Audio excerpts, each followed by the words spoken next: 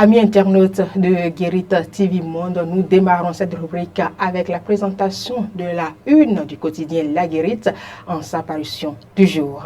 Chers amis internautes de Guérita TV Monde et lecteurs de La Guérite, bonjour et bienvenue à la présentation de la une de votre journal en sa parution de ce vendredi 8 mai 2026. À la manchette, on peut lire « Célébration des 18 ans d'existence de La Guérite ». Les témoignages émouvants des premiers partenaires. On a fait le nécessaire pour que le journal puisse exister, déclare Epiphane Boyanho. Nelson Avademe, je le cite, « Beaucoup de souvenirs. Les débuts, c'était dans une boutique.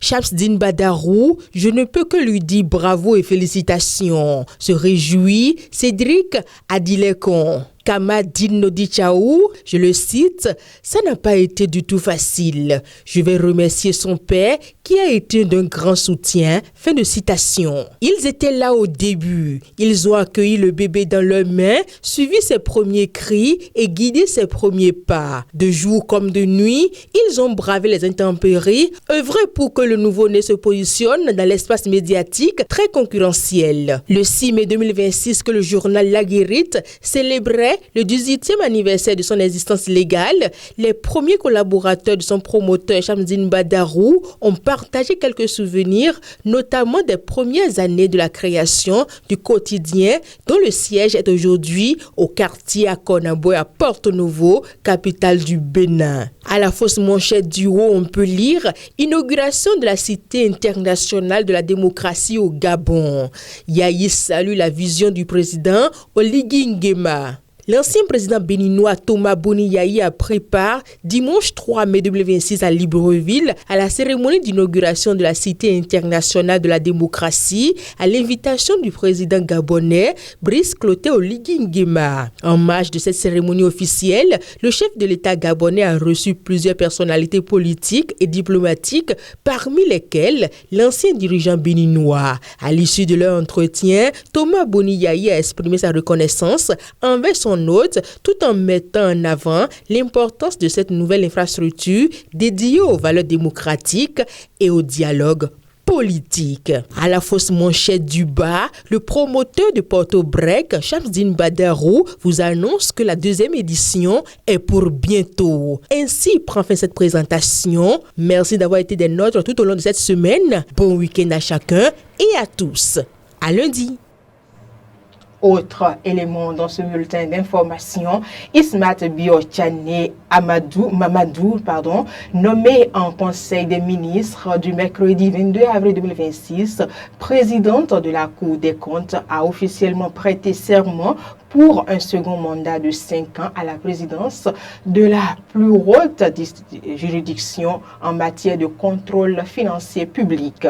C'était ce jeudi 7 mai 2026 dans la salle des ambassadeurs du palais de la Marina en présence du chef de l'État Patrice Talon et des présidents d'institutions.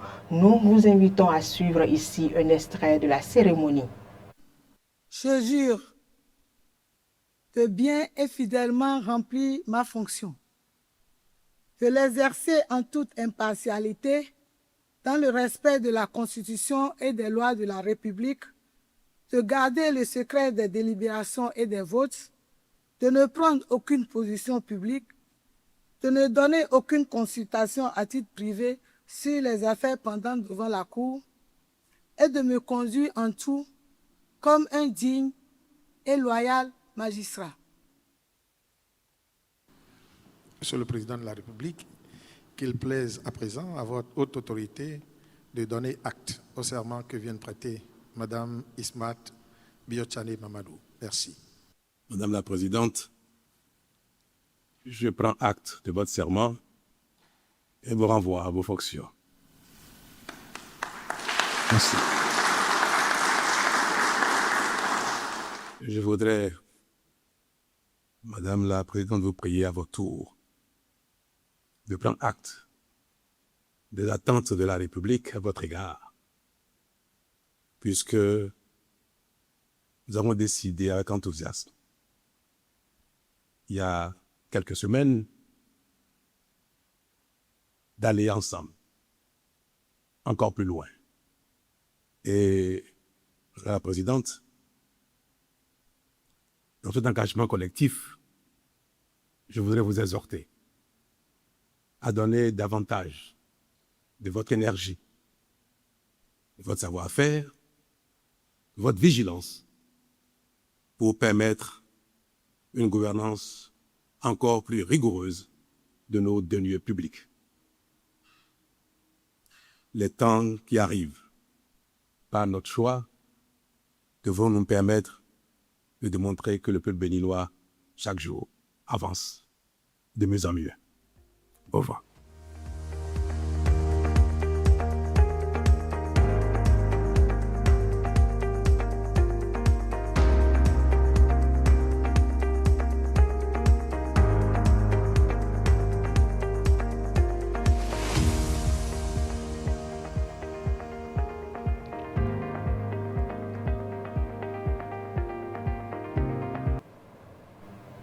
En bref, à présent, par arrêté interministériel en date du 7 mai 2026, le gouvernement a révisé les frais de déclaration et de publication applicables aux associations et fondations, selon le document signé par le ministre de l'Économie et des Finances, Romuald Wadaï, et son collègue de l'Intérieur et de la Sécurité publique, Alassane Seydou. Le montant des frais de déclaration d'existence est désormais fixé à 50 000 francs CFA. Les frais de publication du récépissé de déclaration et autres formalités prescrites par la loi au journal du registre des registres des associations et fondations s'élèvent à 40 000 francs CFA.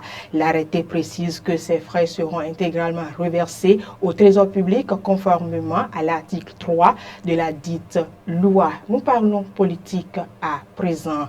Demain, samedi 9 mai 2026, le parti La Force Kori pour un Bénin émergent sera en conseil national. Si ce conseil était prévu dans l'agenda du parti, il prend désormais une dimension particulière suite à la démission de son secrétaire exécutif national, Paul Hunkwe, du parti. Selon certaines informations, cette rencontre permettra d'examiner officiellement la démission et d'en tirer toutes les conséquences.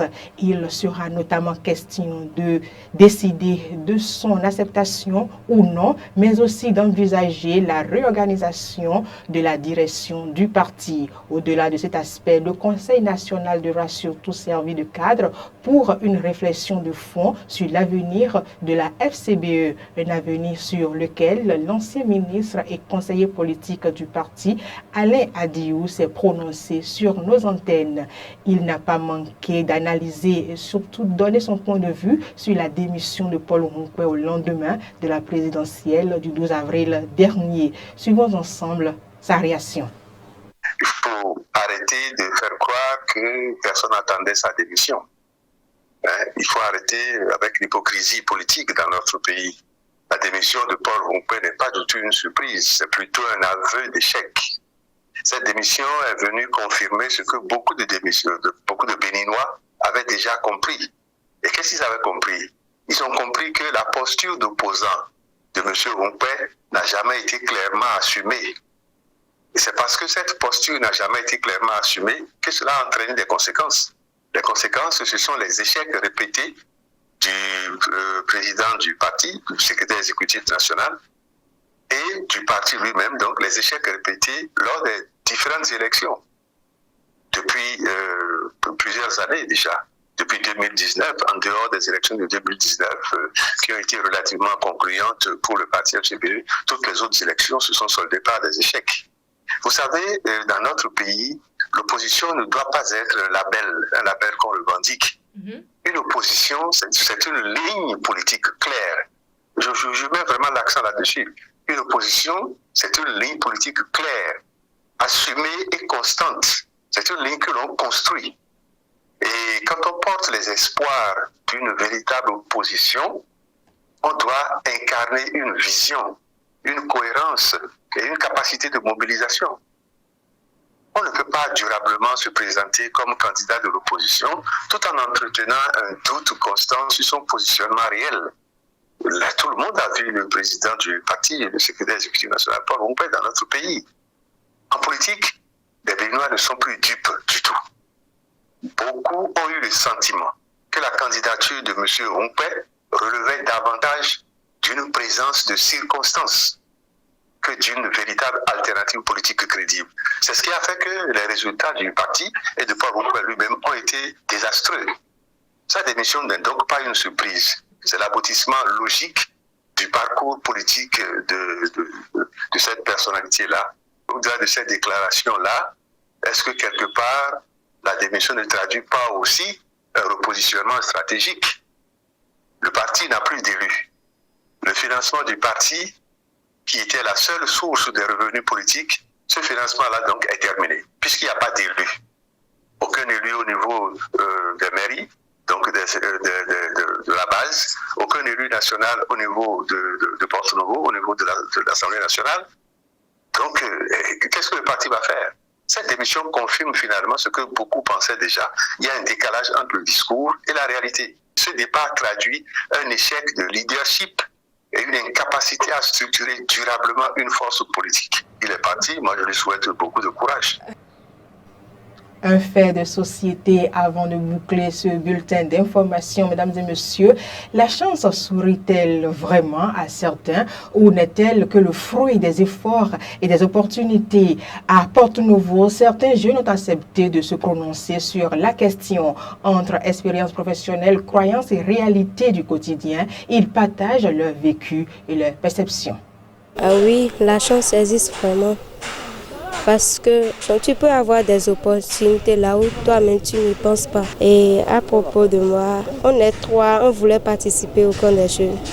Donc moi je suis venue à la dernière minute, on m'a accepté, j'ai proposé, j'ai dit j'ai envie de faire le camp des jeunes. Donc finalement ils m'ont accepté, j'ai fait ça.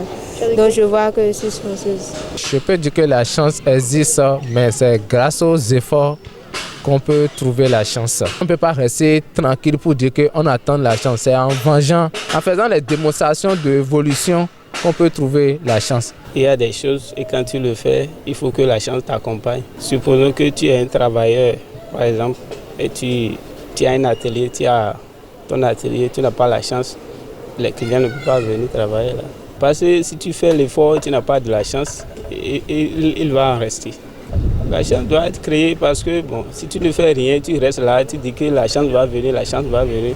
La chance ne pourra pas venir. Disons que quand j'allais au bac, en classe, bon, je faisais des efforts, mais en classe, je n'avais pas eu la moyenne. Et quand je suis allé au bac, avec mes efforts, la chance m'a accompagné, j'étais admis. Ainsi prend fin ce bulletin d'information. Merci d'avoir été des nôtres. Moi, je vous donne rendez-vous tout simplement lundi.